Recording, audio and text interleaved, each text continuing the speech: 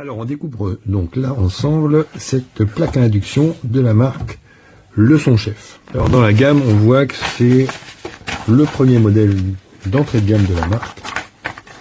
Il y a 3 modèles, c'est le modèle le plus simple, mais il n'en est pas moins efficace. Alors on va découvrir d'abord ses fonctions et on va voir ensuite comment il fonctionne. Alors pour faire fonctionner, on a ici ce panneau de commande avec différents boutons. Alors bouton classique pour la mise en route et d'extinction ici. On a un bouton de réglage du temps. Ça c'est important. Si on veut faire une cuisson de 5 minutes, on met 5 minutes et ça s'arrête tout seul. On a un contrôle de la température et ici un contrôle de la puissance. Alors les deux contrôles température et puissance sont complémentaires et ils donnent plus de finesse au réglage de la température. On va voir comment ça fonctionne. Donc je branche sur le secteur, la plaque est alimentée, je mets en référence ma casserole d'eau. Alors attention, il faut une casserole spéciale induction parce qu'on rappelle que sur une plaque à induction, ce n'est pas la plaque qui chauffe, mais le fond de la casserole qui fait l'échauffement. Je branche. Alors on constate 2 choses. Déjà, la ventilation est assez bruyante et c'est réglé sur la puissance par défaut de 2000 watts. Donc je mets mon thermomètre pour contrôler l'élévation de niveau de température. Donc là par défaut on est sur la puissance maximum, le temps infini puisqu'on n'a pas mis de minuterie.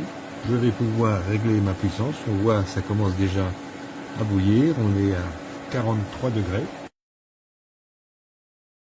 Alors l'intérêt de l'induction c'est quelque chose de relativement rapide comme montée en puissance. Et ça permet des réglages relativement subtils. Par exemple, si je dois régler ma température ici, c'est réglé par défaut sur 180 degrés. Je peux monter beaucoup plus haut. Alors on voit quelque chose ici. Quand je mets sur la température maximum, on voit que ça va chauffer beaucoup plus vite. Et ça se met à bouillir vraiment très très rapidement.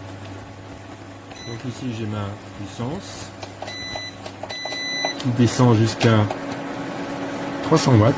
Donc 300 watts, ça détermine la puissance qui est lâchée dans la bobine magnétique. Et on voit que si j'augmente la température à faible puissance, je peux également monter ma température. Alors le dernier réglage possible, c'est la minuterie. Alors la minuterie, ça se fait en minutes. Donc si je veux mettre 3 minutes pour les œufs, voilà, j'ai mis 3 minutes. Donc on voit que là, mon eau bout à 100 degrés. Si je débranche et je rebranche, on voit que mes réglages, je les retrouve par défaut avec 2000 watts de puissance et 180 degrés par défaut. Donc je vais baisser la température. 100 degrés. Voilà, c'est ma dernière minute. Alors on voit que c'est quelque chose de relativement précis, de relativement puissant, avec un réglage relativement fin. C'est quand même relativement bruyant, hein. Il faut parler assez fort pour s'entendre à côté. Et on voit l'unité de temps, ici on a la minute. Habituellement les minuteries haut de gamme égrènent les secondes dans la dernière minute, ce qui n'est pas le cas ici. Ça va passer brutalement de 1 à 0. Voilà, la sonnerie s'arrête, ça n'a pas prévenu, il n'y a pas eu de décompte. Donc voilà, j'ai débranché. La ventilation continue, puisque la plaque est chaude. C'est pas énorme, mais attention, on peut se brûler. Donc, le temps que tout se mette en œuvre, ça va ventiler pendant quelques minutes. Alors, donc on voit cette plaque, elle a l'avantage d'être complètement transportable, d'être très facile à régler, le temps, la température et la puissance. Ça nécessite une petite prise en main.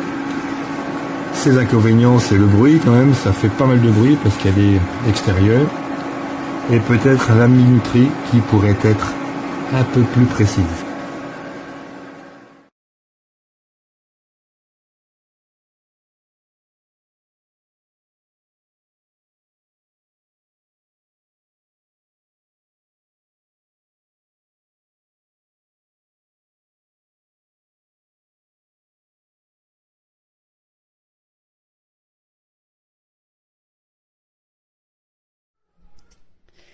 La plaque à induction, donc facile d'utilisation. Donc on met la poêle, ce qu'on a à chauffer, le bouton pour allumage.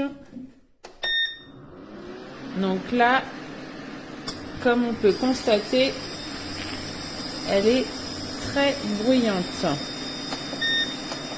Donc là, la température, on peut la baisser donc de 180 jusqu'à 80 degrés. Ensuite, on a le temps.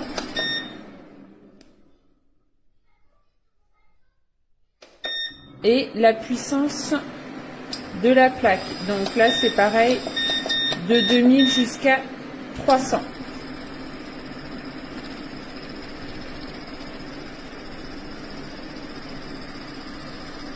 Donc là, ça chauffe vraiment très rapidement.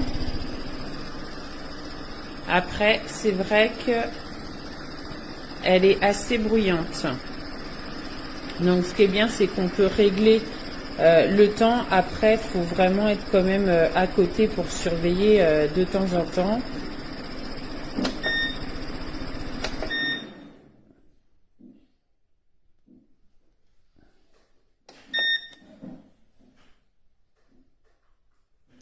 Voilà, on est obligé de débrancher à chaque fois parce que sinon les voyants ils restent allumés.